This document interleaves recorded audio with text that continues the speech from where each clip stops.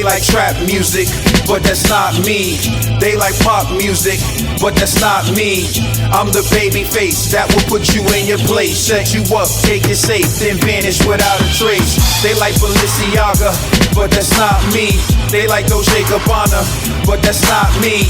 I'm the baby face that will put you in your place, take your girl to your face. The next topic we're going to discuss on Boxing Bros are comments made by Anthony Joshua.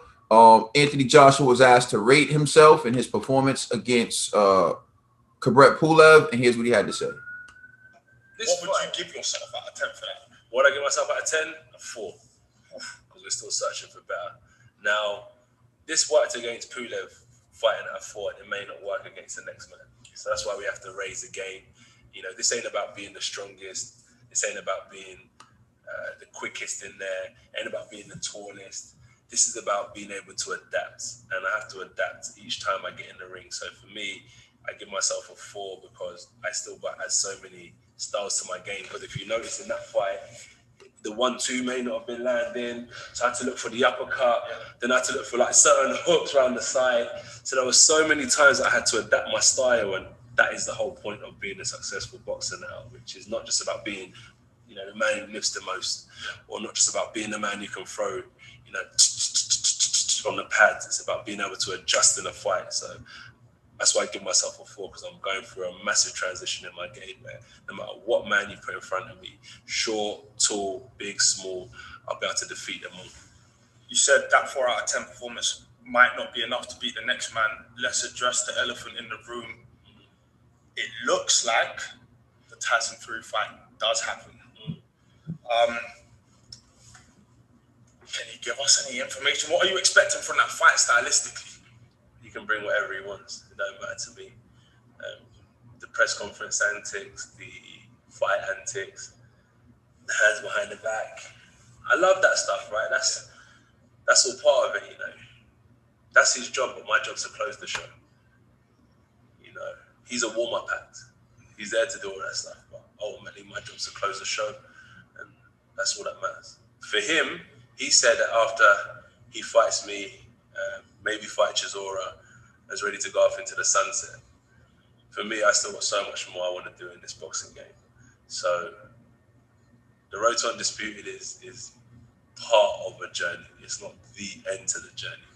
So that's why I know I'll get past this fight, because I'm looking past him. I want more. So that's basically it. You hear AJ saying that he gave himself a 4 for the fight with Pulev. He needs to be better. He's in a stage of his career where he's trying to adapt and be able to adjust to any fighter, tall fighter, short fighter.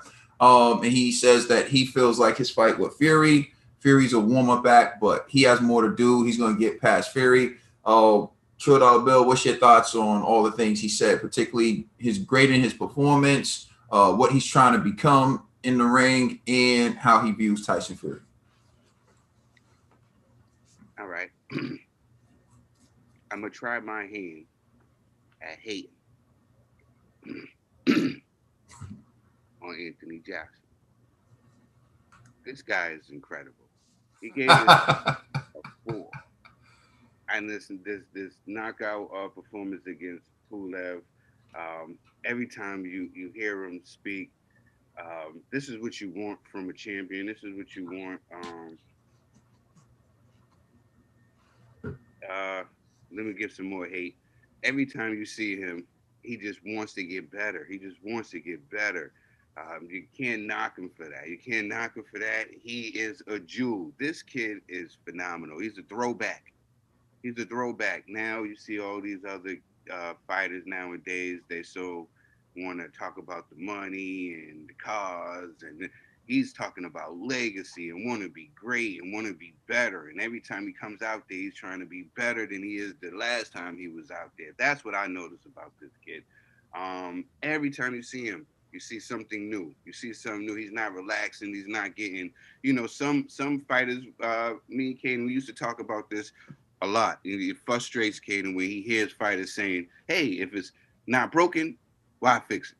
You know what I'm saying?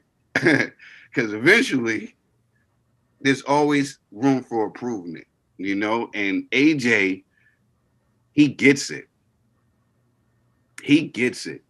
And then kudos to this young man that I do not like at all, that I am trying to hate on. But it's so hard. Nah, I just say I was going to stop praising AJ, but it's hard not to. It's hard not to praise this kid. Every time you hear him speak, you say, wow, you just want to see what he does next, and you root for him to win. It's just, you root for guys like that to win. And that's the reason why he gets the fanfare. He gets the love, because he deserves it. He's not begging for it. He gets it because he deserves it. So shout out to AJ, man. I have no quarrels with the young man, even though I try. I have no quarrels with the young man. He's the guy right now. He's the guy. He's the guy. He's the face of the heavyweight division. I'm not saying he's gonna do whatever he's gonna do, but he is the face of the and why wouldn't you want anybody else to be? This is the guy that you want your young athletes to look up to. Not these trash talkers out here swearing, can't even be in public. You know, you don't even want them around your kids because you don't know what these guys is going to say. AJ is the product. He's what you, if they had Wheaties, right? If they were still putting champions on the Wheaties box, first ballot for him. AJ should be on the Wheaties box, you know? So, hey, that's how I feel about the young man. That might be coming in the future. AJ on the Wheaties box. AJ on the Wheaties. Although I tried eating Wheaties, man. Wheaties they're gross. Oh, yeah, they had to put athletes sugar on the box. Wheaties. After sugar on the Wheaties, you know. You gotta get the Wheaties looking like Frosted Flakes when I get done with them. All right, G. Yeah, he gave himself a 4 out of 10. He's a harsh critic of himself, but I think he did that because he watched me critique that fight. You know what I'm saying? So, but I get it though. To be honest with you, all jokes aside though, me personally, I would have gave him a 7 for that performance.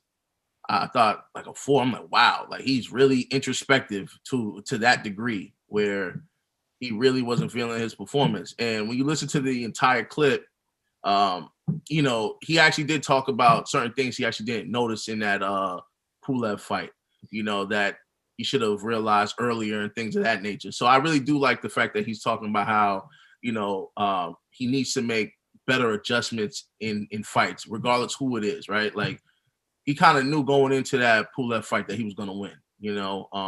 And I remember he actually talked about the Joseph Parker fight and the Andy Ruiz fight, and how like he had a game plan of going the distance intentionally and stuff like that. So it's not like he's just going in there just going off of emotion. So I will give AJ that credit. And then on top of that, AJ actually talked about how, you know, unlike a lot of fighters in the heavyweight division, he's always been pushed to accomplish more, meaning more pressure on him, you know, like even in the amateurs, and as the current, you know, unified champion, who's now about to, you know, face, you know, Tyson Fury for undisputed, he's always had to increase challenges, which was more pressure.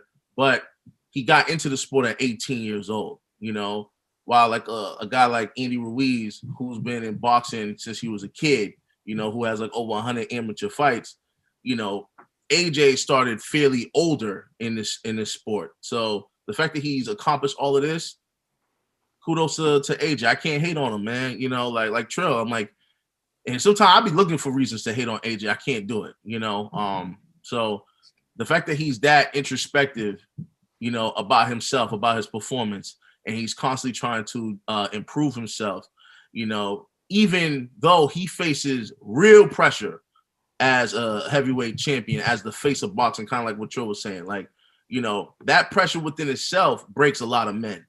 And he's wearing that pressure well. So salute to AJ, man. Keep doing your thing. The general didn't look too enthusiastic about what you were saying. So, General, get in there, General. I'm just saying, G said he didn't hate. He tries to hate AJ, but he can't. But when you like AJ co-signed you in this because you was like I wasn't impressed with AJ. I was more impressed with Pulev. And AJ said he gave himself a 4 out of 10. But you know, AJ holds himself. I get it. AJ holds himself to a higher standard when he's fighting certain opponents, and feel he should get him out of there quicker. Or he shouldn't be able. He shouldn't be able to box him 5, 6, 7, 8 rounds. But hey, it happened. But AJ, your performance still was spectacular. Pulev couldn't wear you down, couldn't put his hands on you or anything. You had the man turn his back. After that, Fury. I say this. You're training yourself to get in for different styles. So whatever Fury throws at you, you're gonna be ready. You're trying to prepare yourself, but we don't know what Fury God's planned for you. But I'm glad that you're on that track of setting your mind for it. The kitchen sink, the dishwasher, the stove, the whole kitchen. That's what we call that. The whole kitchen. When a fighter comes in and tries to take your head off. But we know you're a different fighter from Wilder. So Fury has to prepare himself differently. So for me, it's dope that you're putting yourself in that place. Like a lot of greats train themselves to the limit, to the above and beyond their limits, or they train themselves to the edge. They walk on the edge of life. You know, it's like, for instance, Muhammad Ali said he doesn't train to a certain limit. He trains till it hurts him, till he feels pain, too much pain, where it affects him where he can't work out anymore, or he has to stop the workout. Kobe Bryant, he stayed in the gym a lot of times. Michael Jordan himself kept himself to a high standard of training. So I respect you that you're chasing greatness. You're chasing greatness and not fakeness, which is bronze. But there we go. I'm finished. So giving himself a 4 out of 10 to me just means he's looking at himself with a critical lens.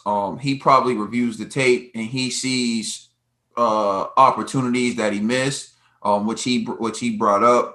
And he's not looking at his performance as, did I win? Did I get the knockout? Did I look spectacular? It's, did I make all the right moves at the right time? And for him, he feels like there were moves he should have made that he didn't make. So he understands that. If you look at the great chess players, right? They know all the defensive strategies. They know all the ways to attack. When they lose a game, they review the game. They review how they lost. They review the moves they made, and it stays in their mind. So the next time they're in a similar situation, they remember what they did and how they lost. And like, they're just brilliant thinkers. They think the game. They love the game. It's all they do. And so, like, to a certain degree, that's why there's levels to chess, right? In boxing, people overlook the mental aspect of boxing. There's that same type of mentality where you have to really look at the board and break it down and say, well, if you're playing a chess game, right, and you win the game, but when you break down the game, you realize you made some moves that could have cost you, right? You wouldn't give yourself like a 10 out of 10 because you won the game, right? You would be like, oh man, if this person would have made this move, I would have been forced to make this. This person could have beat me, right? So you won, but it wasn't the best performance, right? So he's looking at himself from that critical lens of, I'm chasing perfection. Like everyone, you should strive for perfection, knowing you're always going to fall short. Like that's what I strive for, perfection, knowing I'm always going to fall short, right? But I try. So like, even like with this show where people are like, oh, like, don't take it seriously, don't take you guys serious. Well, we have to do something, right? Like, we're trying to do the best we can. Doesn't mean it's going to be perfect, but we try to do the best we can. And when we make mistakes, we're also only human. So Joshua 4 out of 10 shows me that he wants to be great. Like Trill said, he's looking at it from a critical lens. Now, when he speaks about being able to adjust and being able to adapt, I think a lot of that comes from his experience in Madison Square Garden, where he was boxing Ruiz, but then he hurt Ruiz, and then he went in for the kill. And I think what he learned with Ruiz, because he was winning for the kill like that before with other fighters, and he took him out. is different fighters present different challenges. Different physical attributes give people certain advantages. So, like someone like Ruiz can probably beat you to the punch with a hook with his hand speed, his height, his stature. So he's trying to figure out ways to adjust to the fighter in front of him. And so at this point in his career, he's about finding a way to win regardless of the physical attributes and the talent level of the fighter in front of me, the speed, all that. So that's good. What he said about Tyson Fury, to me, again, when Tyson Fury says he can beat Anthony Joshua drinking 12 pints a day, to me, I like it because that tells me he's confident. When I hear Anthony Joshua saying, like, look, I got other things I'm trying to do, so I see myself beating Fury and accomplishing those other things. I like that. That tells me we're in for something special. Both men have reasons to be confident, so I like what I hear. Like Trill, I like Anthony Joshua, so I think it was great. Let us know how you feel in the comment section. Please like and subscribe. Check us out on Instagram and Twitter. And please check out our podcast on all major streaming services. We are the Boxing Bros. It's going to be one hell of a fight. Yeah.